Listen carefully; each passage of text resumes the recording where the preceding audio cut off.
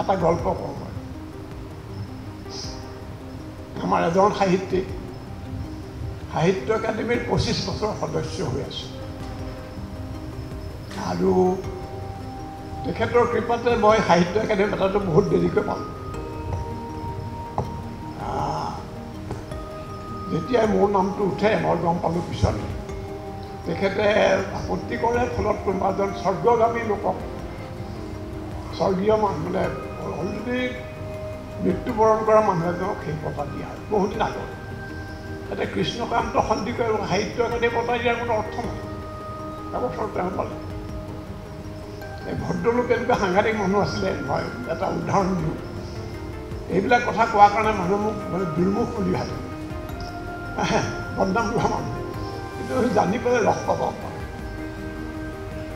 এবাৰ মানে তেওঁ আৰু দুজন মানে অসমীয়া সাহিত্যিক মানে সাহিত্য একাডেমী মিটিঙলৈ গৈ আছে দিল্লী তাৰ পৰা তেখেতে ভাবিলে যে মইতো 25 বছৰ মেম্বাৰ হৈ আছোঁ এই দুজন মোৰ সমবয়সৰ মানুহ তেওঁলোকে হ'ব বিচাৰিব নেকি তেওঁতো সন্দেহ হ'ল মনত গতিকে লগত যোৱাজন মানে কনিষ্ঠ সদস্য এজনক কথা উলিয়াই ক'লে যে এটা কথা নহয় আমি বুঢ়াবিলাকে কিমান দিন হেৰি কৰিম আমি এওঁকে হেৰি কৰিম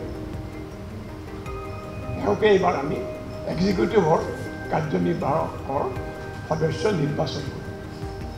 বাকী কেইজনে বেয়া পালেতো আৰু মুখেৰে তেওঁলোকে নোহো ক'ব নোৱাৰে গতিকে তেওঁলোক সন্মুখ দিল্লী পালেগৈ তাৰ পৰা হেৰি হৈ আছে কৰ্ণাটক অমুক সদস্য নিৰ্বাচিত হ'ল অন্ধ্ৰৰ অমুক উৰিষ্যাৰ অমুক বেংগলৰ অমুক তাৰ অসমৰতো কোনো নাম চাম নাই নৱকান্ত উঠি কোৱাও নাই কৈ দিম ন তাৰপিছত আৰু কি হ'ব হেৰিয়ে ক'লে পিছত এই